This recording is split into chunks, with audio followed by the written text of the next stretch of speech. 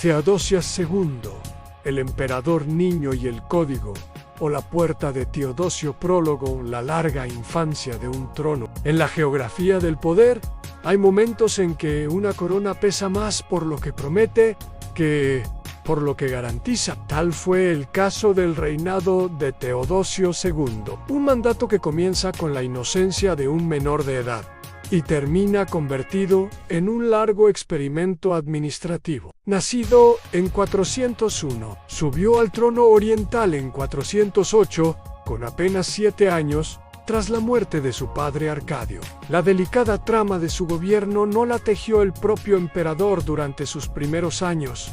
Fueron los regentes, las redes cortesanas, las mujeres de la familia y los ministros quienes imprimieron las decisiones capitales. Sin embargo, con el paso del tiempo, ese emperador niño llegó a encarnar la más técnica de las monarquías, la del legislador, el arquitecto de murallas y códigos, el artífice de la supervivencia institucional en tiempos de amenazas internas y externas. Esta crónica pretende seguir su trayectoria en la infancia palaciega, el papel de Pulqueria, las guerras y las treguas con Persia, la construcción de las murallas y sobre todo la gran obra legislativa que dejó su nombre, el Código Teodosiano. ¿Fue Teodosio un gobernante pasivo, salvo por la letra de sus leyes? ¿O la suma de su caso demuestra que el gobierno puede organizarse como obra colectiva sin perder rostro imperial? Tratemos de verlo de cerca. Y, niño en la púrpura en familia, corte y regencia, el trono no es, casi nunca, solamente la ocupación de una persona. En 408, cuando Arcadio expiró, el poder imperial se encontró ante una decisión crucial en coronar al hijo o permitir la fractura del Estado. La aclamación de Teodosio II respondió a la lógica de la continuidad dinástica, pero esa continuidad vino encapsulada en una regencia. La madre del joven, Eudoxia Aelia Eudoxia, aunque las fuentes a veces confunden nombres y títulos en la densa telaraña palaciega, y sobre todo su hermana Pulqueria, que pronto se convertiría en figura central, configuraron, con los prefectos y los comandantes, el rostro público de la autoridad en Constantinopla. Las primeras décadas del reinado fueron, por tanto, la era de los administradores prefectos de palacio, ministros, eunuco camarillas que mediaban entre el palacio y la ciudad. Teodosio aprendió desde su cuna imperial que la púrpura era también un arte de delegar. A su lado se forjaron figuras como Antimio prefecto, en distintos momentos, maestros de escuela, tutores y ministros que le enseñaron las letras del derecho y la técnica administrativa. Esa escuela temprana marcaría el sentido del resto de su gobierno en una confianza en la ley, en la burocracia y en la defensa urbana organizada. Segundo, Pulqueria, la hermana que gobierna en la penumbra. Si hay una figura que eclipsa en ciertos momentos al emperador niño, esa es Pulqueria. Nacida apenas unos años antes que Teodosio, ejerció una influencia extraordinaria y temprana. Muy joven, ya fue declarada augusta y asumió responsabilidades que hoy llamaríamos regencia moral y política. Pulqueria encarnó un poder femenino atípico, a no una mera consorte, sino una árbitra de nombramientos, defensora de la ortodoxia y tutora de la casa imperial. Su conducta pública, virginal y ascética según los relatos, no fue una mera pose piadosa, fue instrumento de legitimidad frente a las facciones que disputaban el palacio. Desde su posición, Pulqueria influyó en nombramientos eclesiásticos, en la selección de consejeros y en la orientación religiosa del Estado. Fue ella quien, en diversos momentos, sostuvo la línea nesina contra desviaciones teológicas y quien logró consolidar una figura de respetabilidad para el trono oriental. Su protagonismo muestra que bajo Teodosio, el poder imperial adquirió un rostro que no siempre era el del Augusto en la corte. Funcionó en tándem y la hermana era el contrafuerte. Tercero, muros y ciudad a la construcción de la defensa urbana. Una de las huellas materiales más visibles de Teodosio II en la Constantinopla medieval y moderna son las murallas que llevan su nombre. La capital, tras varios sobresaltos, temblores, incendios y amenazas bárbaras, necesitaba pasar de la expansión sin contención a la defensa concentrada, impulsado por la necesidad práctica y por recomendaciones técnicas. El gobierno ordenó la construcción de una nueva línea defensiva que en el tiempo sería conocida como las murallas teodosianas, un cinturón con dobles antemuros, torreones y puertas reforzadas que encerraba la ciudad y la dotaba de una resistencia que siglos después demostraría su eficacia frente a múltiples asedios. No se trató de una obra cosmética, fue una inversión organizativa y fiscal que implicó movilizar recursos, mano de obra y técnica. El proyecto exigió coordinación entre el prefecto urbano, los magistrados y los proveedores provinciales. Fue la expresión material de un gobierno preocupado por la supervivencia urbana frente a las nuevas coordenadas de amenaza en el Mediterráneo. Las murallas simbolizaron algo más: la aceptación de que la ciudad como centro del poder debía ser defendida por obras públicas que se traducían en legitimidad para el emperador. Cuarto, política exterior y la sombra persa en guerra, paz y diplomacia. 421-422. En el flanco oriental del imperio se erigía siempre la gran pregunta persas sasánidas. Potencia milenaria y la inestabilidad de Armenia alimentaban una frontera que requería equilibrio entre la diplomacia y las armas. Durante el reinado de Teodosio II se produjo un episodio significativo, una guerra breve y luego una paz negociada con Persia que terminó en 422, con acuerdos que, si bien no resolvían todas las disputas, estabilizaron el frente por años. La guerra de esos años mostró la limitación del trono infantil. Los ejércitos eran dirigidos por generales experimentados. La logística dependía de la recaudación provincial. Y la paz fue, en buena medida, obra de la diplomacia. Sin embargo, la negociación de 422 reveló que el Oriente todavía reconocía la autoridad nominal de Constantinopla y que la maniobra imperial podía neutralizar, mediante tratados, la amenaza inmediata. Este temprano éxito diplomático reforzó la percepción de que Teodosio, aun siendo un monarca formado bajo regencias, podía garantizar la estabilidad exterior mediante la administración cuidadosa. B. El urbanismo del derecho de la legislación a la práctica administrativa.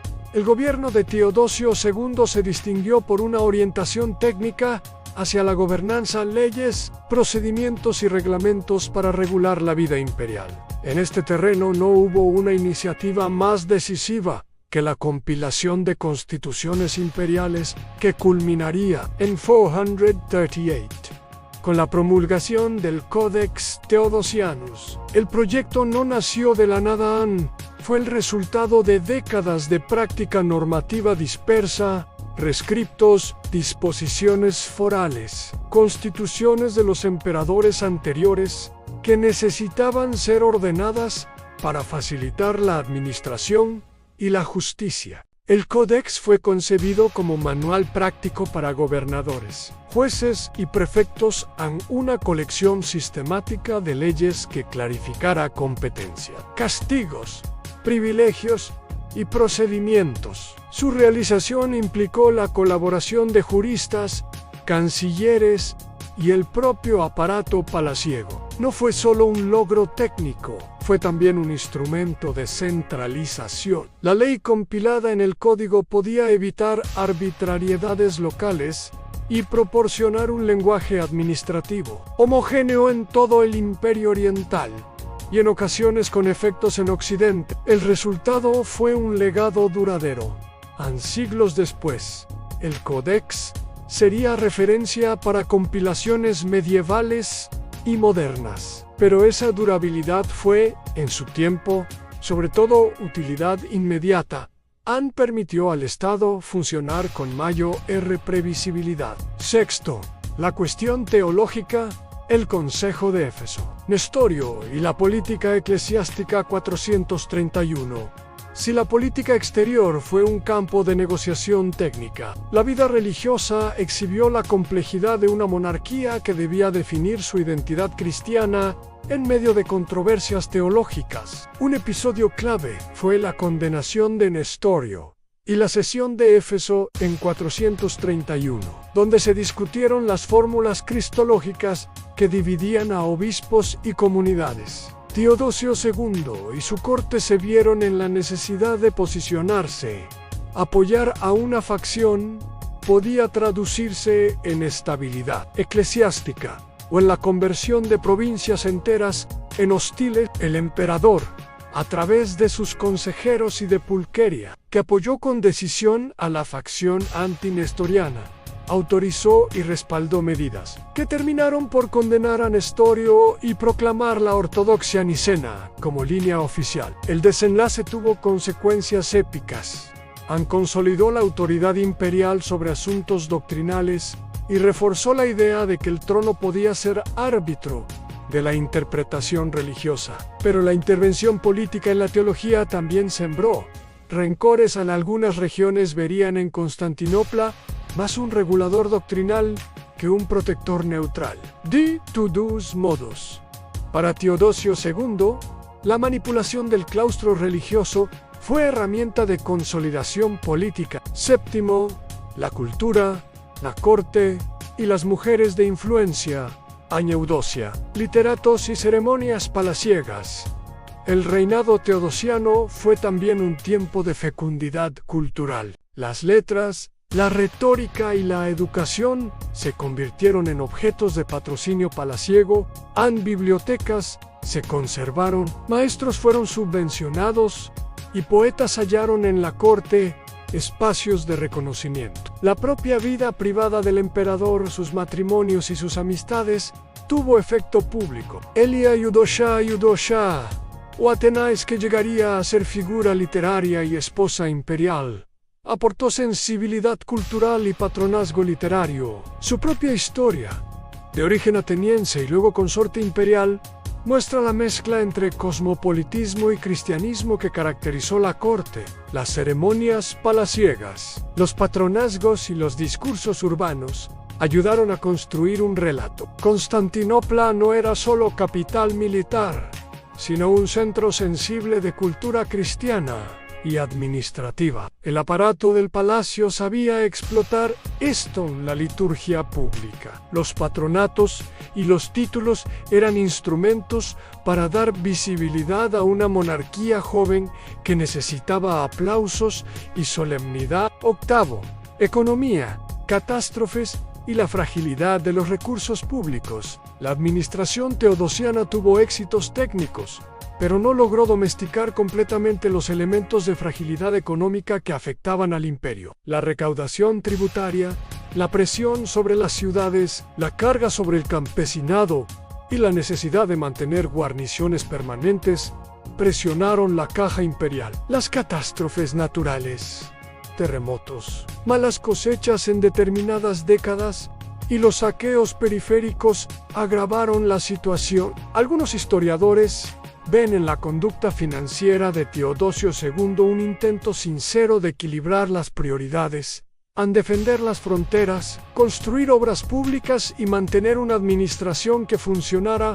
coherentemente. Pero la realidad mostró que la administración técnica también necesitaba recursos constantes. La estabilidad presupuestaria exigía medidas impopulares y, a menudo, reajustes fiscales que tensionaron la legitimidad del trono. No hubo aquí catástrofe final, pero sí la constatación de límites en un Estado administrativo fuerte necesita, igualmente, una economía fuerte. Noveno, la vejez del imperio joven en sucesión. Pérdida y el final de un reinado. 450. Teodosio II murió en 450. Tras más de 4 décadas de reinado, su muerte cerró la era de un emperador que había vivido todo el tiempo bajo la expectativa y bajo la enseñanza de la corte. La sucesión fue un problema en el imperio. Una vez más, necesitó mecanismos para asegurar la continuidad. Pulqueria, siempre presente, jugó su papel, y la selección del sucesor mostró la interdependencia entre palacio, ejército y aristocracia. El legado de Teodosio no fue simplemente el de un joven que había permanecido en el trono por demasiado tiempo, fue el de un emperador bajo, cuyo nombre se produjo una obra de ordenamiento legislativo defensivo y cultural de enorme alcance. La muerte de Teodosio dio paso a una nueva fase, pero no borró sus marcas en las murallas, y el código sobrevivieron como testimonios de su era. Epílogo en balance y ambivalencia. El artesano del orden, al ponderar la figura de Teodosio II, es necesario aceptar una ambivalencia central. No fue un conquistador ni un héroe épico, tampoco un déspota caprichoso. Fue, más bien, un artesano del orden.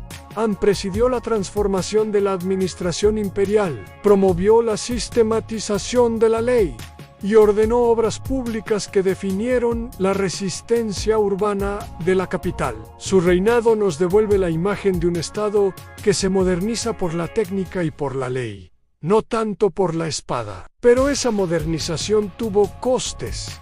La centralización aumentó la presión fiscal, la manipulación de la ortodoxia generó fracturas y la dependencia de funcionarios especialistas creó nuevas formas de poder que, a la larga, producirían tensiones internas. La obra jurídica, el Codex Theodosiones, promulgado en 438, es sin duda la herencia más perdurable. No solo compiló leyes, creó un lenguaje legal unificado que sería referencia durante siglos. Las murallas de Constantinopla, la respuesta material a la nueva geopolítica, testimoniaron la inteligencia práctica de un régimen que supo transformar la ciudad en fortaleza y en símbolo. La mixtura de código y fortaleza resume la suma de su política: proteger, legislar, administrar. Cierre la lección del emperador niño.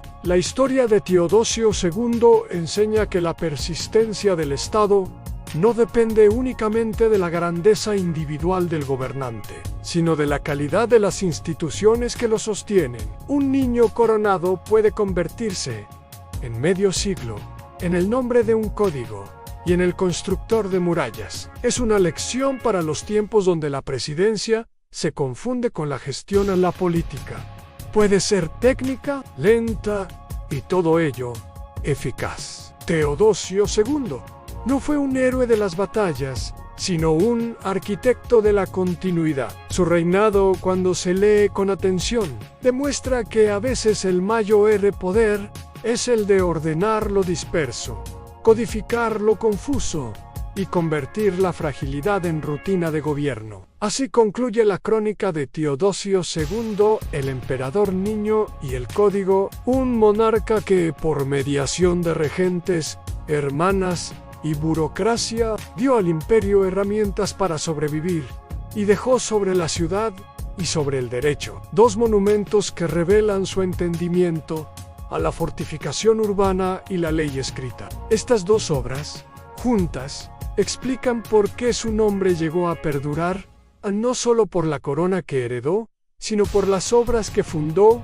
y su impacto duradero en la historia. Si te ha gustado este contenido, no olvides darle like al video y suscribirte al canal para más historias fascinantes. ¡Hasta la próxima!